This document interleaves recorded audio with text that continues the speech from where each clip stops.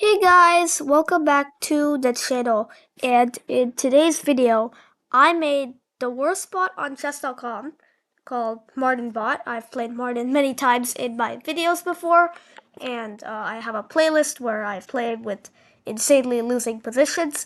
But anyways, I paired up Martin Bot with the worst bot on Chess Kid called Qwerty, who is also 250 rated, I think. And this is basically the end of chess, as the title suggests. What do I mean by that? Well, you will see in a second, but there was about like 10 plot twists in this game. So, yeah, today I'm going to be reviewing it, and let's go. Alright, Martinbot has the white pieces and starts off with e4. The best move, arguably, and very normal move. King's pawn opening. And we'll see what Qwerty responds. Qwerty plays e5. Also very normal, beginner stuff, e4, e5, but also played at the intermediate and advanced levels. And here, Martin plays queen h5. Now, this is considered an inaccuracy because just breaking your queen out, trying to go for the scholar's mate, if you guys don't know what the scholar's mate is, it's basically like you have to protect this pawn, so you protect it, and the bishop comes out, and you're like, okay, let me attack this queen. As you can see, the evil bar went up because this is just checkmate, right? So that's the point of this, whole queen h5 business. But Qwerty decides to play knight f6, which is an okay move. It develops a piece and attacks the queen, but it fails to notice that this pawn is just hanging, so, now you just lost a pawn. Now you have two legal moves. You can't move your king, you can't take the queen, so you can block with the bishop or you can block with the queen. Which is better? Alright, well, if you've had a chance to look at that, the correct answer is the bishop is better. And the reason for that is, there's actually two reasons. The first reason is you want to get your bishop here, and then after, let's say they move a piece, then you want to castle. That is your goal, right? You want to develop your pieces and then get castle right away, so your king is nice and safe. And the second reason is that if you go here, then this is actually a mistake because after queen takes and then bishop takes, now you just traded queens, but you're also down a pawn. So you don't want to trade when you're down material because, when you get to the end game, it's gonna be a pawn versus nothing, whereas now it's all of these pieces versus all of these pieces. And a pawn doesn't, it's not worth as much. Qwerty, being a 250 rated bot and probably programmed to, represent one, plays queen e7 because it's Qwerty. It's gonna play queen e7. Now, of course, here you should trade the queens, and after takes, you should just, develop your pieces and get castled, and Martin's just up a pawn and is completely winning here. By the way, if you guys don't know, Qwerty is, it's basically the first, 6 letters on your keyboard in the top row. So you know how it goes QWERTYUIOP.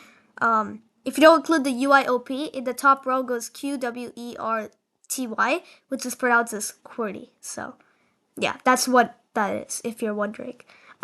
Anyways, obviously this doesn't happen because Martin is Martin, and Martin plays queen takes c7.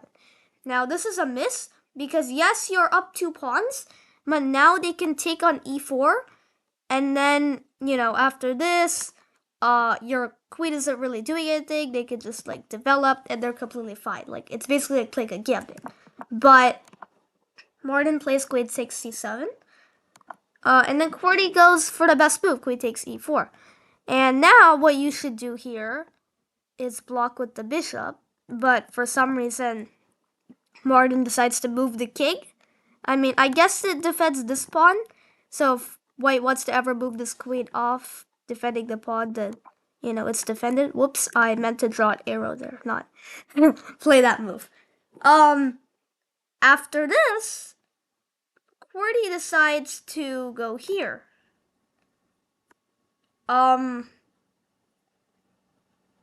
Yeah. Now, this is a big blunder because When the queen took on c7, bishop was hanging, and the only reason you could play this move is because it's check. So if and they can't block with anything that attacks your queen. If they could, then you would be in major trouble because once you move the queen, then you lose the bishop. But in this case, when you give a check, you can block with the pawn that attacks the queen, and that's exactly what Martin does. And now your queen is hanging. My arrows are terrible as always, and your bishop is hanging, and you can't save both of them, unfortunately. So you are going to lose one of them. Now, the best move here is knight to a6, according to Stockfish, giving up this bishop, because after the rook takes, you take here, and now it's a rook for a bishop, which I guess is slightly better than moving the queen and losing the bishop for free, and then also getting your rook suffocated if this queen wasn't guarding, and it's really bad. But that doesn't happen in the game because here Qwerty decides that okay, well my queen is hanging and my bishop is hanging, so I'm not gonna defend my bishop somehow. I'm not gonna even move my queen. I'm just gonna play b5. Alright, first major blunder of the game. Actually, this is considered a blunder. This is an inaccuracy because you're losing already, so Stockfish just says it's inaccurate, but this is the real blunder, right? Anyways, Martin takes on c8, the king moves, and now you could take a free queen, or if you're Martin, then you can play b3. Alright, trying to V-Keto the bishop. I see the idea. And now queen h5 to save the queen. And we get queen takes b8, completely blundering the queen for free once again. How many queen blunders in this game? 1. It got ignored, so 2 and 3. 3 of them so far. Okay, let's keep going. Qwerty takes the queen, and now is up 2 points of material. It's a queen, which is 9 points, for a bishop, knight, a pawn, which is 7 points. So Qwerty is up 2 points of material, and let's proceed with the game. While Martin plays a3, not the best move. You could, develop your pieces, get them out, but okay, you don't blunder anything. It's not like, I don't know, bishop takes b5, which just blunders the bishop. So, alright, not gonna complain. I mean, you're 250.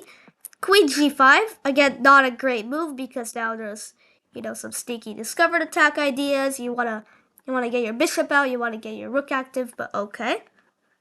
Knight h3, attacking the queen, and the fourth queen blunder. Queen takes g2. That move makes no sense. Seriously, it makes negative sense. Your queen is hanging, and you see that's hanging. So what do? You move it to a safe square, obviously. This is definitely safe because Martin definitely cannot move his bishop. Right? Wrong. Martin takes the queen, and now he's back to being up 6 points of material. And from this point onwards, I think the game is kind of over. I'll just skip ahead a few moves because, yeah, I don't know what this is. That move just loses the bishop. He's activating the rook. Yeah, again, Martin is just he was like, oh, he sacrificed the bishop. Well, I gotta do that too, right? There's doing random stuff. Okay, how is this the best move? You just gave up a rook for no reason, and it's the best move because there's knight d5, and then you're threatening this fork, but also this one. Okay, Stockfish. Okay. Alright, we get it. What about king d2? f5. Rook takes a7. Yeah, I don't know what's going on. But Stockfish thinks that sacrificing the rook is the best move. It might be for, a grandmaster. If you're a 250 rated player, don't do this, please. This is a terrible move. Just give up a rook for a knight for no reason. Let's not do that, okay? Martin takes back. Now he's up 7 points of material. A rook and the bishop for a pawn, I believe. We get rook to e8. Knight e4. Takes. This is not a free pawn, by the way, because the bishop. D6, king there. I don't know what Martin is up a rook and a bishop. But he's not using it. Like, if you just take away this rook and bishop, it's basically equal. Like, black is winning, actually, by a pawn, which is about to get captured, but, you know, whatever. But Martin's just not utilizing his pieces. He's just moving his king. Like, what is king e1, king f1? I don't know. Now we get a rook sacrifice, which Martin happily accepts. And now Qwerty is losing by 11 points of material. Takes the pawn. Cuts the king off. Now, the best way to win in this position is, like, just go... I'm just giving a random move. You don't even have to defend this bishop. Just move your king. He can take it, doesn't matter. Get your rook into the game like this. If the king tries to run, just take this. And then give a ladder's mate like this. Cutting the king off. Right, that's just the easiest way to win. And apparently Stockfish finds a line that takes like 2 or 3 moves more. But, you know, you get the point. You cut the king off. You don't give any unnecessary checks because that would allow the king to come forward. And you just bring this rook over and somehow deliver a checkmate. That's just the easiest way to do this. But if you're 250, it really doesn't matter what you do. Like, you're up a rook, 2 rooks, and a bishop. Like, you can't possibly mess this up. Right? Well, not quite. You're about to see what happens. That's just a free pawn. Okay, I just said don't give unnecessary checks, but alright, it's fine. Another check. Okay, you're attacking a pawn which you could have took already. Like, what are we doing here? Martin is kind of screwing up. Another check. Another check. And he takes a free pawn. Another check. And another free pawn. And right now, Martin has 3 pawns. I mean, Qwerty, sorry. Qwerty has 3 pawns. So there's basically no chance of Qwerty winning this game. Because somehow Martin would have to like move his king over, get his rook out of here, and then Qwerty would have to all the way go and promote. Like, there ain't no way that's happening. So it's either a draw or Martin wins, right? King d8. This is just a free pawn, by the way. Take. Here. Here. Here. That's a 4-move checkmate. Just 4 moves. Alright, we give another check. I don't know what bishop e4 is. Check. Take the pawn. Qwerty is down to 2 pawns. There ain't no way Qwerty is coming back from this. Like, there just isn't. There's 2 pawns left. d5. Not a good move. Because now, there is king f7 to attack the rook and attack the bishop. In this particular case, this actually doesn't work because, first of all, you can just take this pawn. But second, you can save your bishop while protecting your rook, like this. So it doesn't actually work in this case. But in a lot of cases where, you know, this wasn't here, like maybe it was like this, then you're kind of in trouble, right? Like your bishop's hanging and your rook's hanging. So you're gonna lose one of them. But anyways, that doesn't happen because Qwerty decides king e7 is a better move because it accomplishes absolutely nothing. Bishop f3, not taking the free pawn for, you know, whatever reason. It's Martin. Martin has to do some Martinness. Now we just get a bunch of shuffling around. Now he takes the pawn because, look, there was a free pawn here for 1 move, for 2 moves. And then it got defended, so you have to take it on the exact move that it gets defended. Okay, well, fair enough. Qwerty takes back. Martin is now up 13 points of material, or even before the bishop sack, Martin was up 15 points of material. I want you to remember this moment. It's move 41. I know you guys can't see over here, but it's currently move 41, and Martin is winning by 15 points of material, and there's a forced maiden 7. Okay? Alright. Qwerty is down to 1 pawn, though. So, like, all you gotta do here is just get your king out of the way, get the rook in, and just ladder's mate. Like, I've been saying this for so long, I don't know what's going on. What is Martin doing? Check. Okay, but you don't need to give checks. Just, like, promote a pawn. Get your king up and get your rook in the game. Like, do something. What is that? Okay, fine. You're trying to promote this pawn. I get it.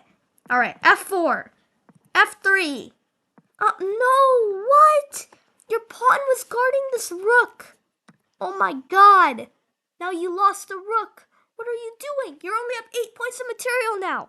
Okay, still completely winning. Just go here, take the pawn, promote this guy. Like, that's all you gotta do.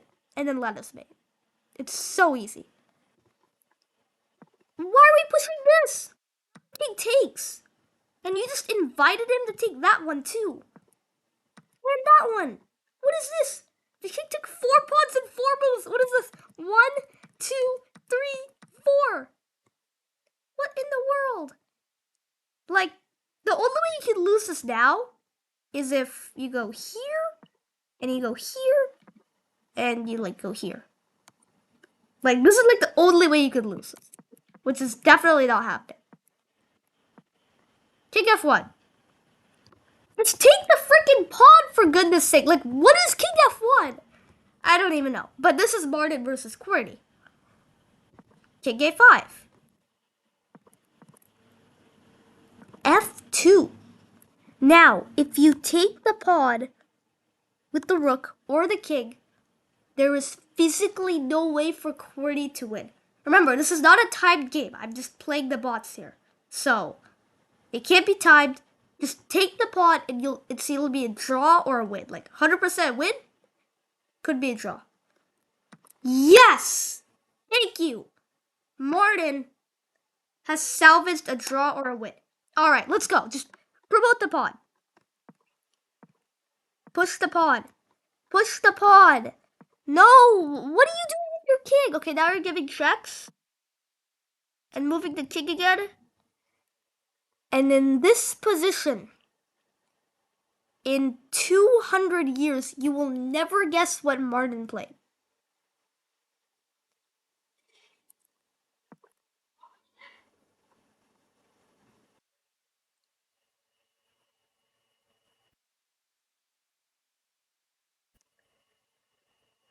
Yep, rook c6.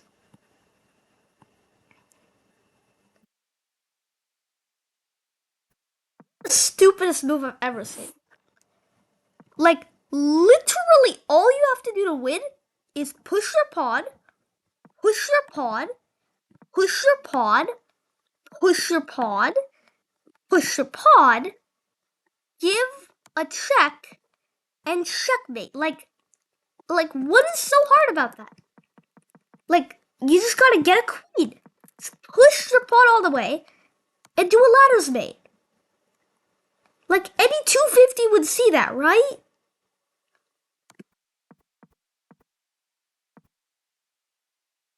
What is this? Like, even if you don't push your pawn, why would you just sacrifice your rook for no reason?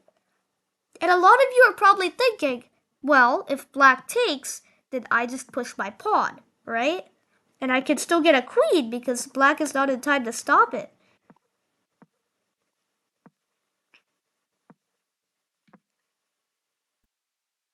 Yes, but no. After this, black can move the king closer and then closer and then go like this to stop the pawn. There is a technique in chess called the box technique. If a pawn is here, you draw it all the way to the other end. You count how many squares it's going. 1, 2, 3, 4. You draw 4 squares to the left or to the right if it's on this corner, I guess. 1, 2, 3, 4. And then you complete the box. Here and here. Or to complete the square or the box. I don't care. Right? This is the square. So if the king can come inside the square, any of these moves, then it can stop the pawn in time. For example, king here, h5. Now the box gets smaller. It's only this part. So if the king can come inside any of these squares, it can stop it. For example, here. Now the box is here. Right? So the only move is to go here. So you go there. H7. Now the box is just this thing. It's just this 2x2. So you can stop it like this. And you can always catch the pod. And yeah, it will be a draw because it's just 2 kings. However, we get king d7, king f3, king e8, king e4, king e5, king g6, and he's getting real close to the pawn here. The only way to save it is to go king f4, king g3, which Martin finds. And we're just repeating moves here. We got real tricky here. After king h7, if you had played something like king e5, it's over. Just like king g6, yes, but you're not in time. The pawn just runs and you can't stop it and it's over. Luckily, Qwerty is smarter than that. It goes king f7. Push the pawn. And now it is in time to stop it. Let's say after h6, you don't take the pawn. What do? You go here. Then again, you have no chance of stopping and you lose. This was the final moment. After king g7, if you don't take the pawn, if you play anything else, the pawn pushes and Martin queens. This was the final moment to see if Qwerty would realize that this pawn is hanging and make it a draw. And it did. So that is Qwerty versus Martin. I hope you guys enjoyed. Insane, crazy game. If you want to see the review of this, the chart of this thing is actually like crazy. Can you see this? This is the chart. Like, what in the world happened? And then this is the end over here. Sorry, it's not like cropping right now. But yeah, hope you guys enjoyed that. Please let me know in the comments how it was. I did get this idea from one of my viewers, so thank you for suggesting it. It was really fun. And yeah, I will see you guys in the next one. Bye! Like and subscribe!